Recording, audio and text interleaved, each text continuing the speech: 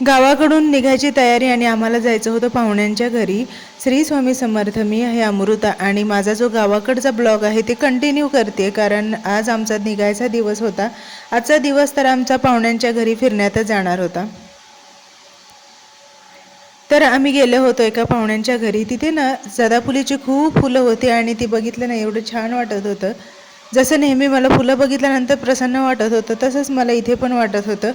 त्यांचं चहा पाणी वगैरे झाल्यानंतर म्हणलं चला आपण फुलं बघून येऊया. गावाकडं भरपूर असतात जास्वंदीची फुलं, पण कुठं नवीन ठिकाणी बघितलं तर मला खूप छान वाटतं, म्हणून म्हणलं बघावं. हे त्यांच्या शेतातले कांदे आहेत आणि जे ते आम्हाला देत होते, म्हणून आम्ही त्यांनी जिथे कांदे ठेवले होते तिथे गेलो. कांदे भरपूर मोठे मोठे होते. एका हातातच बसेल एवढा एक कांदा होता. तो कांदा घेतला आणि आम्ही आता निघालो बाकीच्या पाहुण्यांकडे. तिथे गेलो आणि त्याच्यानंतर म्हणलं की आता सकाळी लवकर उशीर झाला आहे पुण्याला जायला, तर रात्री नको निघायला, सकाळी निघूया. तर सकाळी निघाल्यानंतर ना लवकरच आता उजेड पडतो, म्हणजे जास्त अंधार नसतो. सकाळी 5 वाजता किंवा 6 वाजतासुद्धा लगेचच उजेड असतो. काही न खाता किंवा पाणीही पिलं नव्हतं, तर तसंच निघालो होतो. रोडवर एका ठिकाणी थांबलो आणि चहा घेतला आणि आम्हाला जायचं होतं आज मार्केटला. मार्केटमध्ये जाऊन आंबे आणायचे होते, तर तिथे गेलो. बऱ्यापैकी उशीर झालेला होता, कारण त्याच दिवशी गावावरून आलो होतो आणि त्याच्यानंतर आम्ही मार्केटला गेलो होतो. जवळपास दुपार झाली होती आणि तिथे गेल्यानंतर आंबे घ्यायचे होते आणि अजून दुसरी पण काही फळं मिळतील ना, ती फळं घ्यायची होती. अननस हे माझं सगळ्यात फेवरेट फळ आहे. तर बघा इथे एका ठिकाणी भरपूर अशी अननस दिसली. काही कच्ची होती, काही पिकलेली होती. तर आम्हाला तयारच घ्यायचं होतं, म्हणजे पिकलेलंच अननस घ्यायचं होतं. तर ते बघून आम्ही घेतलं.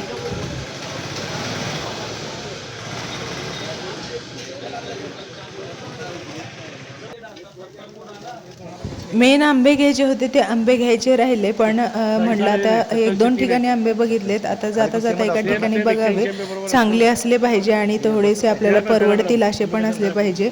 तर एका ठिकाणी आम्हाला चांगले आंबे भेटले आणि ते 6.5 डझन होते. 6.5 डझनची पेटी म्हणजे 1 कॅरेट होतं, ते घेतलं. बऱ्यापैकी आम्हाला परवडेल अशा दरामध्ये भेटल्यामुळं ना बरं वाटलं. आणि त्याच्यानंतर आता प्रश्न पडला होता, तर हे घेऊन जायचं कसं, कारण कॅरेटच एवढं जड झालं होतं. आणि त्याच्यानंतर 3 अननस होते, तर ते घेतलं तर खूप जड वाटत होतं, तर ते गाडीवर बसत पण नव्हतं, तर ॲडजस्ट करावं लागणार होतं.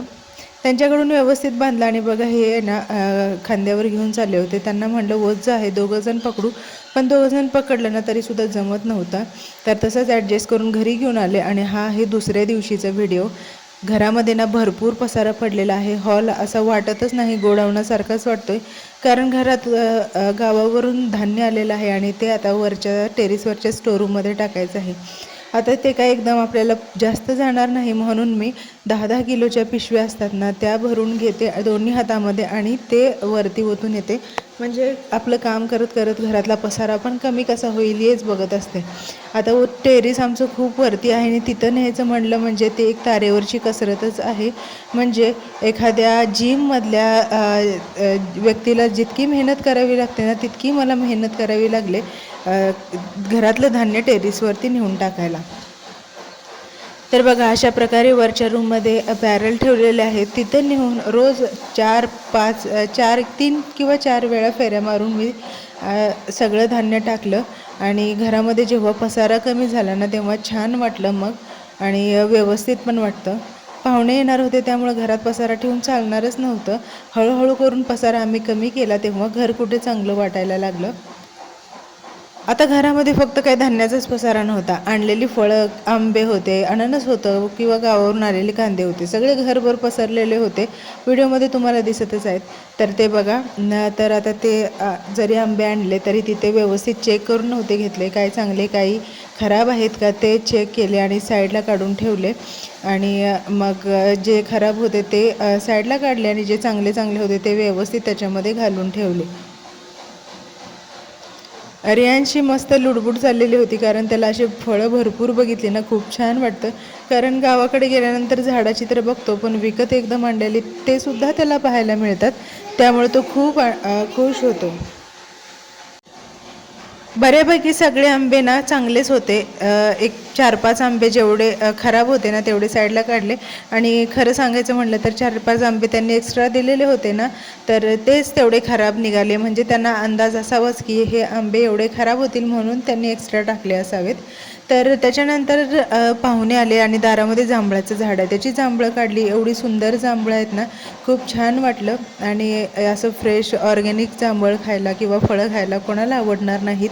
तर भरपूर फळांचा आनंद घेतला यावर्षी आणि मुलांनीसुद्धा खूप छान आनंद घेतला. फळं काढायला थोडंसं म्हणजे जांभळं काढायला थोडंसं कष्ट करावं लागलं, घ्यावं लागलं, पण खूप छान वाटलं.